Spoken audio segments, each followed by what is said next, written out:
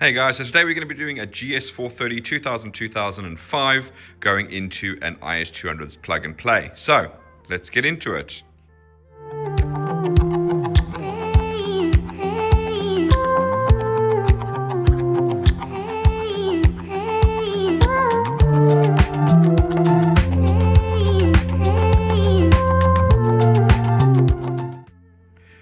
Right, so as I said, this is a GS430 2000 to 2005. It's going into an IS200. It's going to be plug and play, and this one is running a manual gearbox. So what we're going to do today is obviously go through the layout of the harness so you can see exactly where everything plugs in.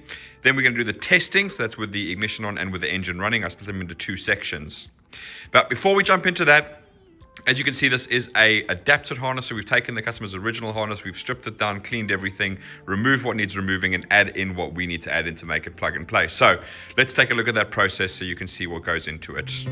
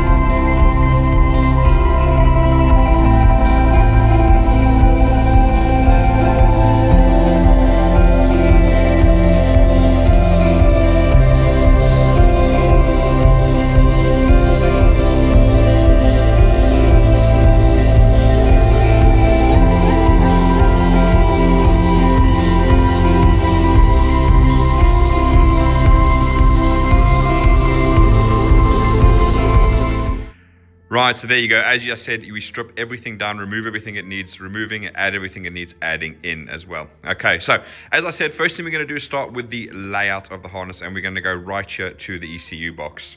So first of all, as you can see, a 3UZ ECU is what I call the wedge-shaped ECU. If you take a look at it, you'll know exactly what I mean. In the IS200, they came with a rectangular ECU, which was an older style of Toyota ECU, and obviously the wedge one does not fit into the case of a standard IS200.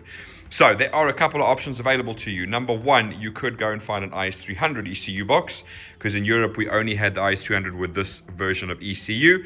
So that will then go straight in. Otherwise, if you can't get your hands on one of those, a really other simple fix is to remove the four screws there, see if I can get around there and there.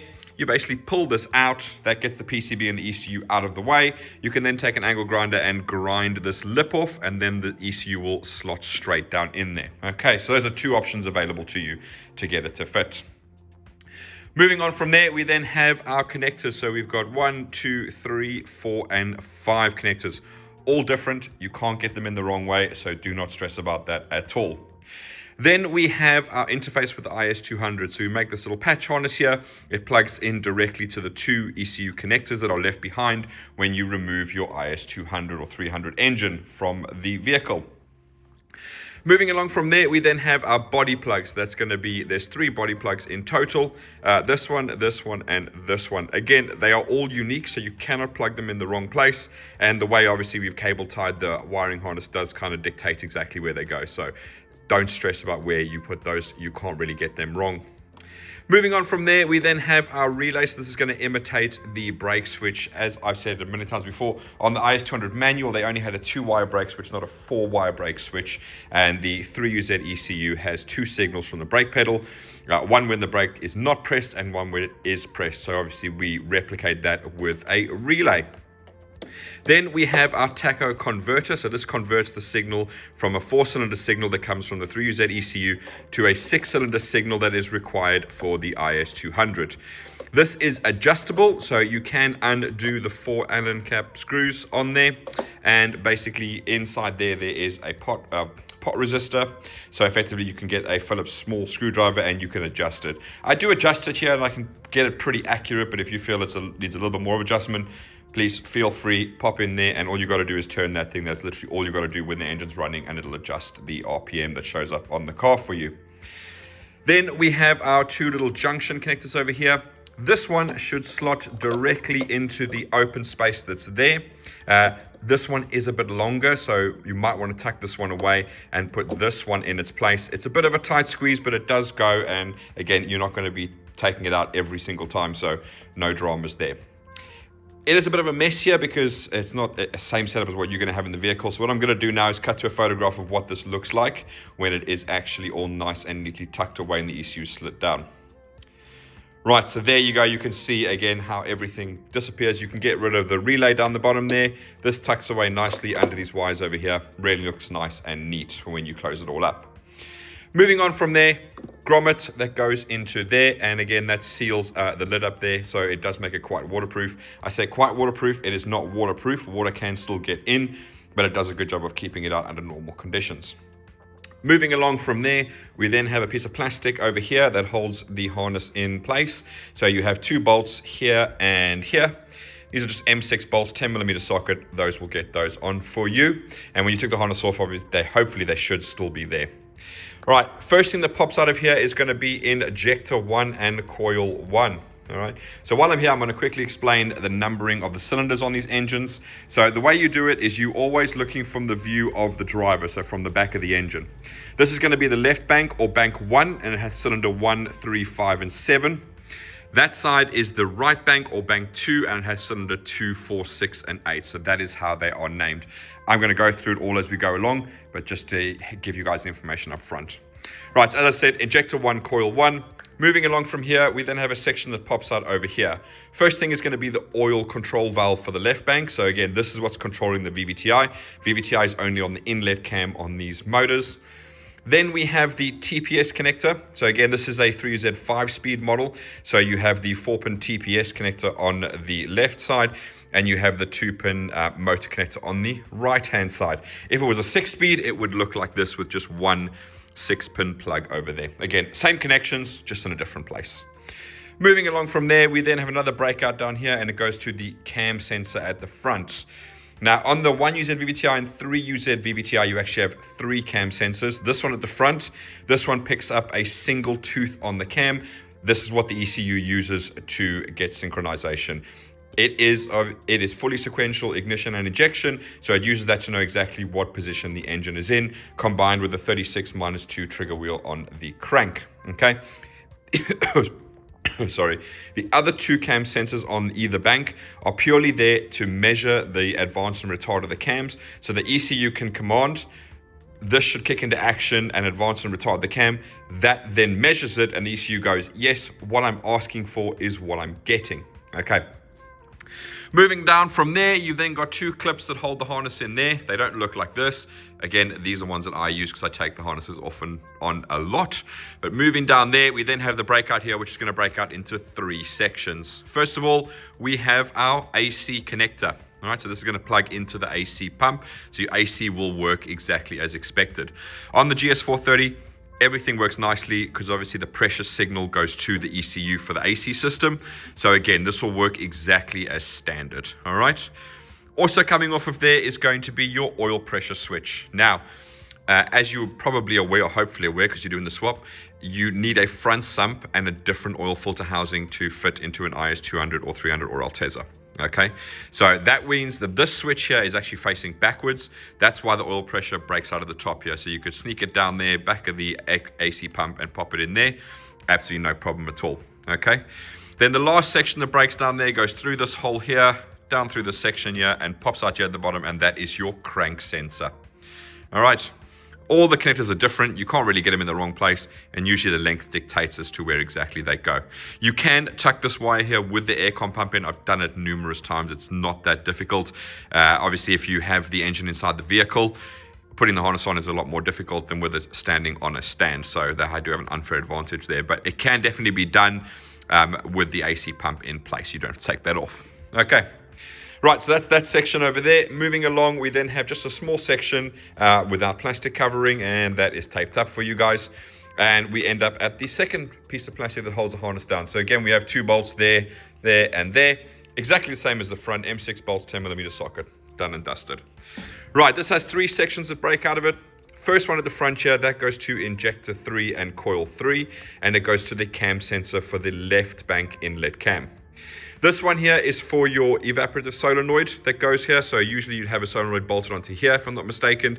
It's got a pipe that runs to the front of the throttle body, and usually, depending how you get your engine, but there was another pipe coming off the back here. Now that is obviously the vent for your tank. So on the IS200 it came up and went to a little black plastic box. You can then just connect that to that valve and plug this in. Now as part of the remap, any type of diagnostic code for this is gone. So you're not going to get a code for it, but it does still function. So if you want to use it, you can. If you don't want to use it, you can just nice and neatly tuck that away. Okay.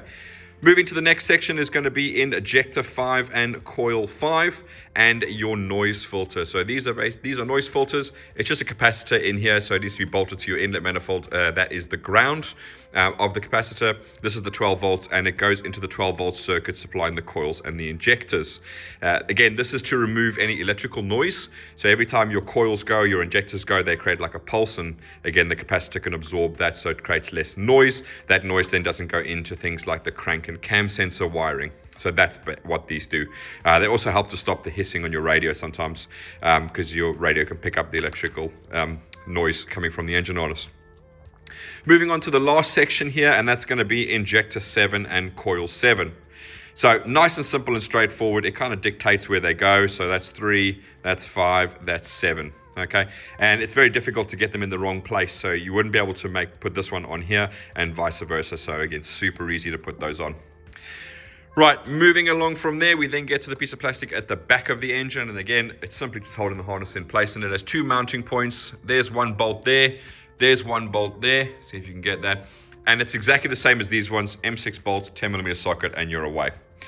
Moving from there, we then come down to the section that pops out the bottom here. Okay, first thing that comes out is your earth strap. So this bolts to the cylinder head. On the 3UZ, you don't have any bolt holes. You'll have bolt holes here, you won't have any bolts. This is used for the 1UZ VVT-i, but it's the M6 bolt that's used for the 3UZ. I do advise people to get some emery cloth and give this a clean before you bolt this on. Toyotas are very finicky with earth, so if you have any type of aluminium rust on there that's making the connection bad, you could be chasing all types of weird issues. So grab a piece of emery cloth, give it a rub down, and then bolt that on there. Right, next thing that pops out there is going to be your gearbox harness, and this is on a connector there. The reason we do that is so that if you change gearbox, we can just unplug that one and obviously make you another one to match the gearbox that you want to change to. So you don't have to make any alterations to the harness. You just unplug that, plug in the correct one or the one you've changed to. Okay. Lastly, coming down here is going to be your Lambda sensor. So hopefully you can see that there. I'll try and move out the way. That's that one over there. Now, regarding this Lambda sensor, there is a metal cover that goes there that keeps the Lambda sensor from touching the exhaust. Please, guys, do put that back in again. Reason being, you can see how close it is to the exhaust. There's a power and a ground in there. If that lands on the exhaust, starts melting, it's effectively going to shut down the entire engine, because the circuit that powers that is the same circuit that powers the ECU. So again, if that shorts out and blows the fuse, then your whole engine, everything's going to shut down, and you could be chasing weird issues forever. So please put that metal plate back in to protect that connector from ever touching the exhaust. Right, so that's all coming out of there. Moving along from there, you'll see we have a plug at the top here, and that goes to the harness that goes under the inlet manifold, and that is to your starter solenoid and your knock sensors. So what I'm going to do now is cut to a picture of that. So there you can see that is the overall view of the whole situation, what it looks like. Then going down, you have the starter solenoid plug. That's a little gray one there. Then we have knock 1, so you can see that labeled as well. Then we have knock 2. You can see that labeled as well. And there's an overall picture of the knock sensor, so you can see what's going on there. Okay, fantastic. Right, so as you can see, we had to remake the knock sensor wiring. Again, if you look at the photos of the build process, you'll see probably what they look like. They were all brittle and cracking and wire was being exposed. It's not uncommon for the stuff that goes under the inlet manifold. Usually you have to replace the knock sensors, even on 3UZs, and the wiring can be like that. As you can imagine, the heat inside there is staying inside there, and it's causing those parts to do that, especially the wiring. It gets hot and cold and hot and cold and hot and cold, and becomes brittle. Okay, and again, that's the same reason why injector plugs go on the UZ engines, because again, all of the heat coming through there is going directly onto the injector plugs. Okay, right, so that's that. Let's pop around to the other side and we'll carry on with the harness there. Right, so carrying on from there, we move down here, and then we have two sections breaking out here. One is another earth strap, so again, exactly the same as the other side. M6 bolt, give it a clean with the emery cloth, then bolt that one down nice and tightly, okay? You probably could even use thread locker if you really wanted to. Not a strong one, it's aluminium. But yeah, this one, really good to have the earth nice and tight, okay? Also coming out of there is your pedal connector. So again, we do put that on a plug, mainly because it's got to go inside the vehicle. Okay, and it's going to go to your pedal that's going to go inside the car there. And again, if you ever wanted to change the pedal for whatever reason, straightforward to go from there. So, okay, and I'll just show you the rest of the gearbox harness here. In this case, it's J160. So again, everything is labeled, as you can see there. So that's your speed sensor, and that is your reverse plug there. Right, moving along from there, we then have the end of the plastic, and it goes to injector 8 and coil 8. Nice and simple. Moves along here, and we have three sections. This is the ACIS vacuum solenoid valve connector. Now, one thing that is important, and I would say to you guys, is when you have the intake off in order to put the knock sensors and starter solenoid harness on, that's a really good time to test the little vacuum solenoid valve underneath here. You'll see it, it's just a tube. If you follow this underneath, you'll see it's just a vacuum solenoid valve. It sits towards the front here. Now, easy way to test it is if you take a look at this plug, you'll see you have a thick white wire there. That's the 12 volts, and you have a blue with a white wire, that's ground. So if you look at the other side, you've got a black and a white. Now, don't assume colors. Do check it yourself, because obviously this is an LS430 engine. A GS might have different colors on here. Toyota like to do that. The pin location stayed the same, but the colors might have changed. So again, supply 12 volts to there and a ground to there from a little battery or power supply or whatever you have. If you can hear the relay, if you can hear the vacuum solenoid valve click, fantastic. Bolt everything back, stick it on, you're A for away. If it doesn't, it's best to replace it then, because there's nothing worse than getting this all on, starting up the engine, finding that the valve doesn't go down, and then you have to pull everything off again. So that's a really good time to test that, okay? Then out of there comes injector 6 and coil 6, nice and simple. You'll see here on this side, there are mounting points there and there. So again, you get some P-clamps, and you can hold the harness nice and tight there, all right? Then coming out of here, we have a couple of sections. We have the cam sensor for the right bank. We have the noise filter for the right bank. So again, you'd have something similar to that over there. I think this one was on a weird mount that went on for the cover, but I just normally bolt them on here if you don't have that cover, okay? Then we have injector 4 and coil 4, nice and simple. Moving along to here, quite a few things come out here, so let's start from the beginning. We have injector 2 and coil 2, no problem. Then we have coolant temperature sensor, so that's that one over there. We then have the drive-by-wire motor connector, that's this one over here. We have our oil control valve connector over here, so you can see we've repaired this section, so the wires must have been terribly damaged there. And then lastly, coming out there, we have our mass airflow meter plug connector. Okay, mass airflow meters, all the 3UZs have the same pinout and the same connector, but there are two different MAF sensors. The GS and the SC have one that points at about 45 degrees. The LS, like this one, goes straight, okay? When you have if you're looking for the correct part number for yours, the easiest way to do it, and the way that I always do it, is take your ECU part number, stick it in toyodiy.com, and go to the air cleaner section. And the air cleaner includes the whole airbox, but it also includes the mass airflow meter, so you can find the part number for the correct one for your vehicle. So always match the MAF to the ECU, okay? Even if you're using an LS harness with the GS ECU, use the correct MAF. The wiring is all the same, so you don't have to worry about that. It's literally just a case of getting the correct MAF sensor, okay? As you can see in a minute, it does technically work with the LS one, but it's not correct, and you shouldn't run an engine a long time with the incorrect MAF sensor. Then moving down here, we have the last little section that breaks out here at the bottom under the alternator. Usually there's a little bracket. You can probably see a mounting hole there. It's usually sort of bracket that holds it there out of the way. But we have the alternator connector there. We have the low oil level connector. Again, with the front sump, the low oil level sensor is right here in the front sump. And lastly, we have the Lambda sensor for the right bank. Okay. Now, quick note about these Lambda sensors. You'll see this one has got a long wire and the other side has a short wire. The wiring is different for these two sensors. If you try and take this long wide one and put it on the other side, you end up with an error code and vice versa. Not that you could physically do the short one on this side because it'll never reach, but make sure you get the correct Lambda sensor for the correct side. I do have a bunch of links down at the bottom of videos with technical information, and I think I do also include all the part numbers for a whole bunch of stuff in there for you guys. So all the information is there and available to you to access whenever you like. Okay. Right, so that is the layout of the harness. Really nice and simple, U-shape from there. Shouldn't take you longer than 30-40 minutes to fit the whole harness on once you know where everything goes. So other things to connect that are not built into the engine harness is going to be the following. Number one is your main alternator cable. So that's the one that bolts onto the alternator there. Okay, now that, in this case, it's a right-hand drive vehicle, is going to run down along the subframe underneath, and it's going to pop up and it's going to go to the fuse box right over there. I always advise people to connect the alternator wire to the fuse box. It's got a 120 amp fuse, which is very useful because if anything happens to the wire underneath the engine, like you drive over something and it gets caught and ripped or cut and then it shorts out on the chassis, that fuse will blow and situation over. You can go home, replace the alternator cable and drive off after you replace the fuse as well. Okay, so that's the main alternator cable. For the starter, it is built into the harness and it just goes straight to the positive terminal of the battery there. You'll actually see there's wings or little tabs on there.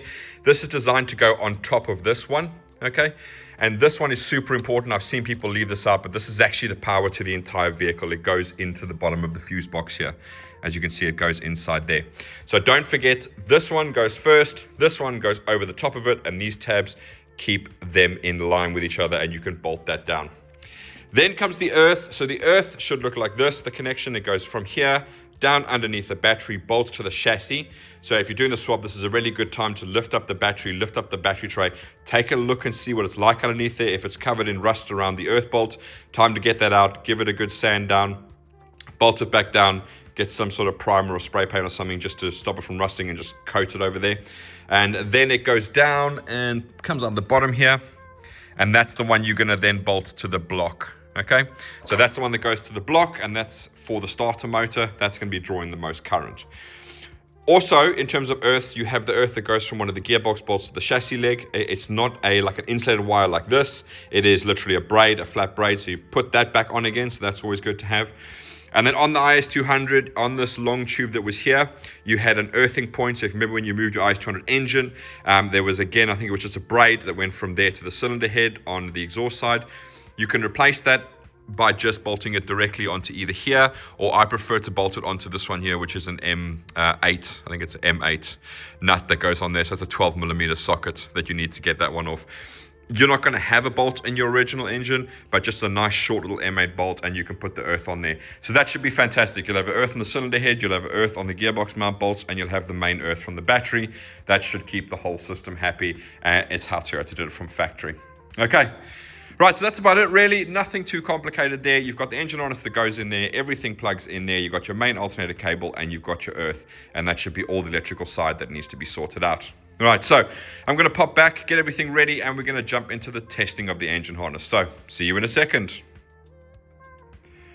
Right, so we are back for the testing of the engine harness, and as I said, it's made up of two sections, one with the ignition on and one with the engine running. First thing we're going to do is we're going to go through those tests, take you through exactly what we do, and I'll sort of explain exactly why we do them on some of them. So first test we're going to be doing is immobilizer removal. So in this case, as you can see, we actually have the security light flashing. So because the GS had a very similar system to the IS200/300, okay, we do make that work. So in other words, it looks like somebody coming past thinks you have an immobilizer. It is actually removed, obviously, for the swap, but it'll look like someone anyone walking past will think you have an immobilizer. So we do leave that working because it's quite nice. Next up is ambient temp or outside temperature, whatever you want to call it. So we're just going to pop over here and it's going to show up on the climate control there. Reason I test that is because part of the remap is converting the MPX data from the GS430 ECU to work with the IS200. So these are things that are transmitted via MPX. So some of the stuff I'll go through, I'll tell you the reason I tested is because of the MPX data. So I want to make sure with the remap that everything is working correctly. Then we're going to do check engine light, charge light, oil pressure. So we're just looking on the cluster here, check engine light, alternator light, oil light.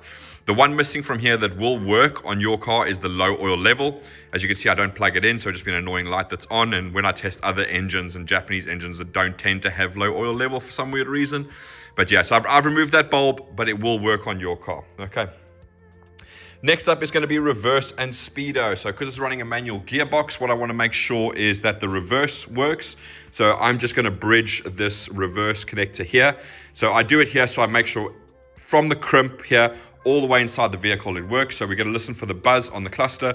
That tells me that the wiring into the vehicle is correct. And when you stick that in reverse and your reverse switch bridges, which is exactly what it does, then you know your reverse lights are going to come on. Then the speedo, I've got my little device here that can output a signal and basically going to plug that into there. We're going to go look at the speedo over there and you're going to see that it does go all the way up. Then I'll disconnect that and then go from there. So again, I'm testing all three wires on this because this sensor actually has 12 volts, which is pin 1, ground, which is pin 2, and signal, which is pin 3. So the way that I test this, make sure that all three of these wires are correct. Now then, if you guys get inside the vehicle, get everything plugged in, and you see your speedo isn't working, a quick little dirty test that you guys can do to figure out whether it's the gearbox or whether it's the electronics. If you've got a mate handy, you can basically take the speed sensor out of the gearbox, tape it to a drill, turn the ignition on, you spin the drill, get your mate to look at the cluster. If the speedo goes up, then you know that the speed sensor and all the wiring is correct and there must be a problem in the gearbox. If you do that and the speedo doesn't work, then at least you know you can forget about the gearbox, which should hopefully be the case, and you can start looking at things like either the sensor is broken, so maybe when it was being installed it got knocked a couple of times, and if you have a good known working sensor, you can obviously plug that in, do the drill test again. If it works, fantastic, and then if not, you know that maybe something has happened, like a wire got pinched or something along those lines. Okay, so again, it's to help you narrow down where to look for the problem rather than just trying to replace everything and go mental. Right, so that's that. Then OBD2 test. So basically what we're doing is, because it's plug and play and they have the same communication system for OBD2 diagnostics, as you can see, we are plugged into the OBD2 port in the IS200. There's nothing fancy here. You could literally, after the swap, take your car to a Toyota dealership or a Lexus dealership and they'll be able to plug in TechStream and do everything that they would normally do on a Toyota or Lexus vehicle. Most of them probably won't because it's an engine swap, but I'm saying that they can. All right, so once we've got into the OBD2 system, so I'm using GTS, which is a subscription-based service that you can buy. You can pay for either a day, a month, or a year. Very nice system. It gives you dealer-level diagnostics if you don't have TechStream. This is obviously another version that you can use. I don't know if it's specific to Europe, but we'll have a look there. Okay, now then, once we're in there, we're going to do AC clutch. So what I'm going to do there is, again, part of the remap data with the MPX.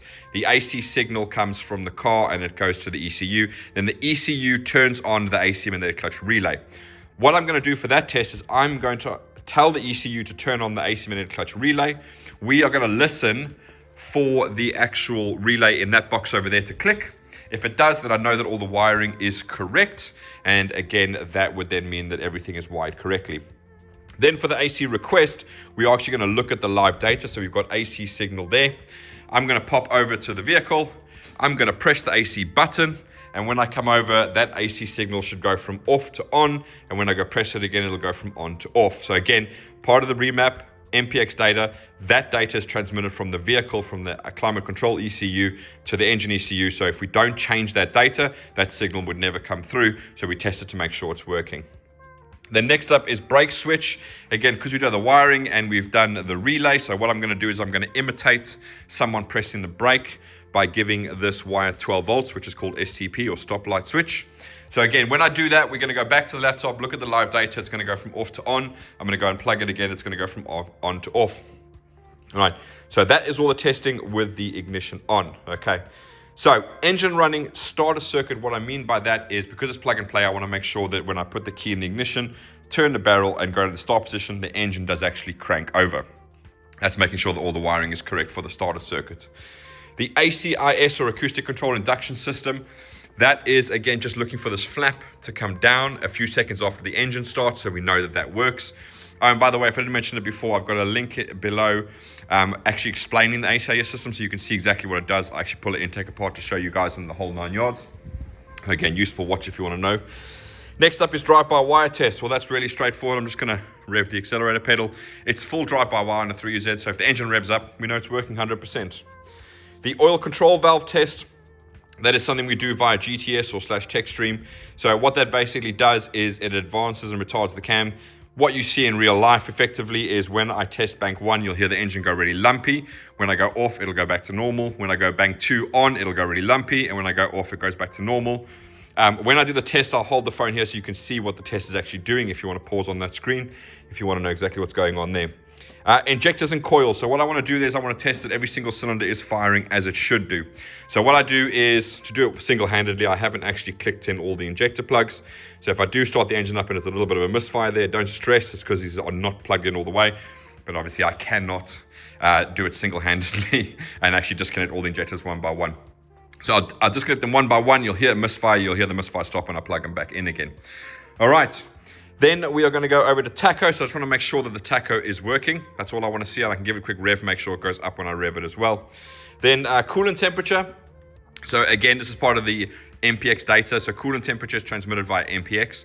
So we want to see that coolant temperature go up. So normally what I try and do is get it to sort of about 45, 50 degrees.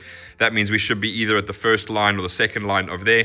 And once we've done all the other tests, it should have gone up. So we got to try and see them, make sure that it starts at one point and goes up to the other, so we know it's actually detecting coolant temperature.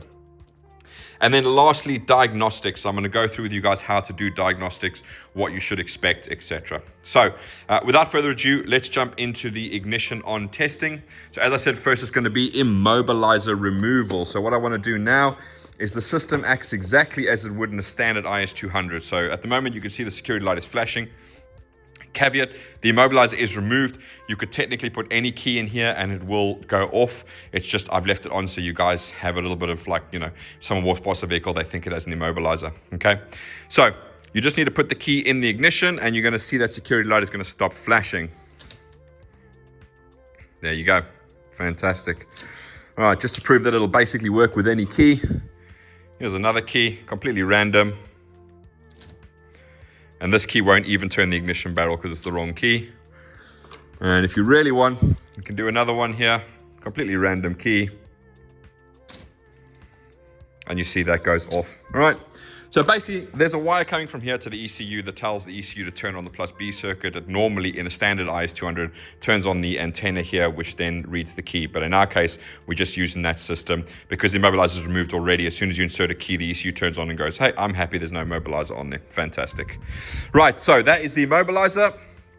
Let's put the ignition on. Right, so we want to go over to ambient temperature. There you go, 12 degrees, fantastic. So again, because of standard ECU, that is going to actually go up and down with the temperature. So that's the temperature currently in the workshop at the moment. Moving along, we then have the check engine light over there, fantastic. Battery light or charge light and oil pressure light, brilliant. When we start the vehicle later on, you're gonna see all those lights go off and that's basically what we're looking for.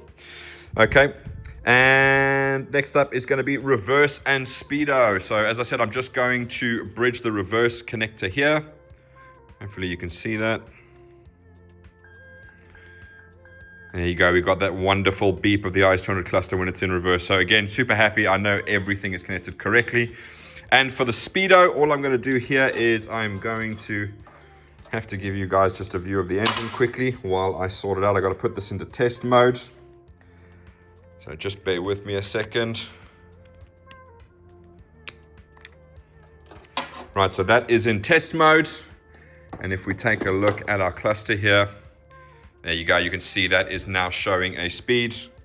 And if I disconnect that, you can see we've gone back down to 0. So again, I'm super happy with that. All 3 wires are correct and working exactly as they should. Right, OBD2 test. So it takes ages for this thing to connect. So I'm not going to bore you with that, but it is already connected on there. You can see it says GS430 at the top there. What I'm going to do is get rid of all of this stream of data and just get what we need. Right, so the first one is going to be AC clutch. So we want to go into active test. We want to do AC magnetic clutch relay. I'm going to go into test. And I'm just going to keep quiet now and move the phone over there so you can hear the relay, hopefully.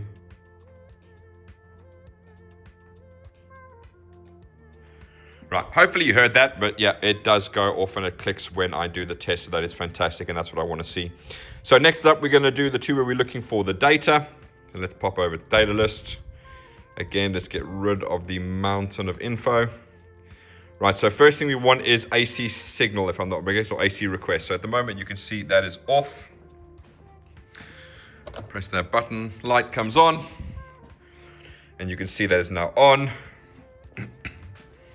Press that button, and you can see that is now off. Fantastic. So next up, we want the stop light switch, which is the brake switch. So again, you can see that is off currently. Let's move along. Now you're going to hear the relay click that I put in. There you go. Brake light switch is now on, which is what we want to see. Let's pop that out.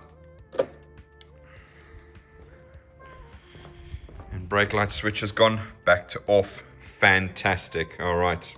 Right, so that's all the testing with the ignition on. So what I'm going to do is get the engine ready, and we are going to start testing with the engine running. So see you in a second.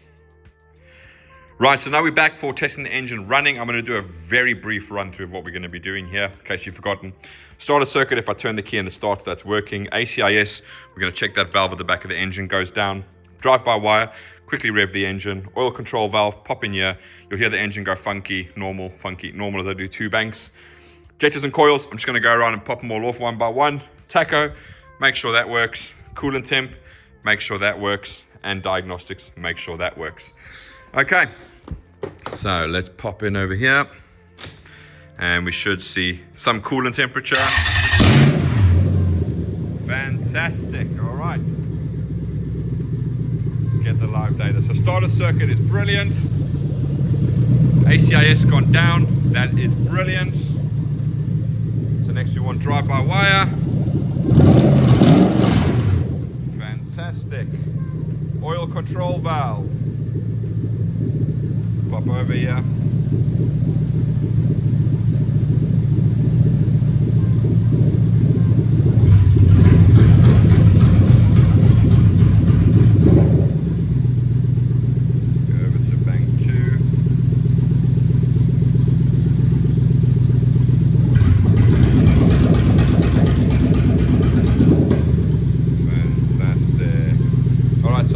We've got injectors and coils. Let's go back to our normal data there.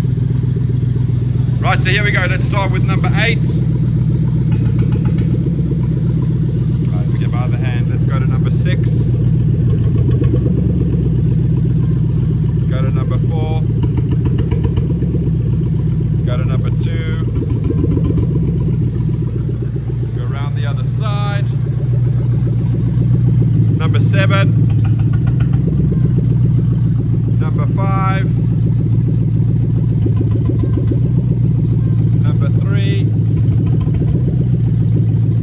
then lastly, right, that is fantastic. All right, so we've done that. Okay, so we can see the tacho's working. It's pretty accurate. And let's give it a little rev. Fantastic.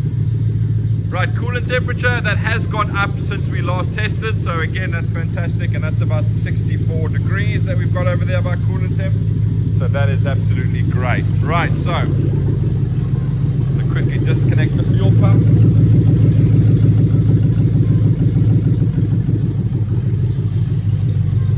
Just let it die down. Brilliant, okay. So, as you can see, obviously, as well, all the lights went out when the engine was running perfectly what we wanted to see. So what we want to do now is let's look at the diagnostics. So for starters, you have to have an OBD2 reader like TechStream, GTS, or one of these handheld devices. You can then obviously just put in to the OBD2 port and use your phone and get all the data, okay? There is no option to actually bridge the pins in the OBD2 port like the old-fashioned way to flash the check engine light. Unfortunately, that is only available on Japanese 3UZs. For some weird reason, European and American ones, they removed that facility. Okay, so first of all, you do need to have a diagnostic machine in order to read the codes, okay? Right, so then, you should have absolutely no codes on this ECU, okay? So, as you can see here, DTC is absolutely nothing, all right? We've remapped it so you've got no codes for the automatic gearbox, you've got no codes for the secondary Lambdas, you've got no codes for any EVAP systems and so on and so forth, okay? So you should, as you saw when it was running, you should have no check engine light on the dash. If you do, there is a sensor that is gone wrong that you do need to rectify, okay? So it's not just keep on driving. You do need to then go in, plug in a machine, see what the code is, and then fix your error, okay? All right. Now then, bridging those two pins that puts the vehicle into diagnostic mode is not completely useless. A little trick for you guys if you want to know. When you bridge those two pins, you actually tell the ECU to go into diagnostic mode, which then locks the timing at 10 degrees, okay? So how is that useful? Well, if you have a feeling that your timing has jumped, or you've done a timing belt and you want to be doubly sure, timing lights, either put it around the wires for cylinder 1, because some timing lights do work like that. Mine does, but not all of them do. If you don't have that type of timing light, you can take the coil out, get a spark plug lead, push it onto the spark plug, into the coil, and then put your clamp around that actual, some people call it bogey cord, HT lead, whatever you call it, okay? Once you've done that, you can then start the engine and the timing will be locked to 10 degrees. So as you can see down here, we've got 0, 5, 10, and 15 degrees. And in this case, luckily, the mark on the crank is stopped really close, so I don't have to move the camera. So what I've done there is I basically just used Tipex or correction fluid, and I've made all the lettering nice and bright. Same here, I've just used a bit of correction fluid or Tipex to go inside there, and that then makes it really, really, really nice and simple to see. So if you guys do a timing belt and you want to be like 110% sure that everything is correct, get your timing light out, bridge those two pins, which is basically pin either 4 or 5 on the OBD2 port, because that is grounds. They're both grounds, 4 and 5. And pin 13. I think 4 and 13 are like directly opposite each other. So if you get a little hair clip or a paper clip or something like that, you can just bend it and then pop it in there. And then you'll usually see your dash go like an absolute Christmas tree.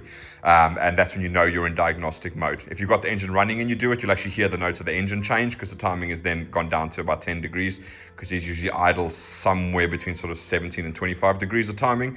So you'll definitely hear a note change on the engine when you get there. Okay.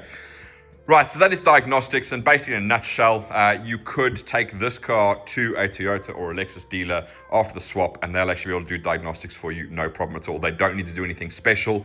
They basically plug in their TechStream or GTS into the standard OBD2 port that's inside your vehicle, and they can communicate with the engine ECU exactly like you've seen here, and they can do all the tests, they can do all the diagnostics, they can see freeze frame data, they can do the whole shebang, okay?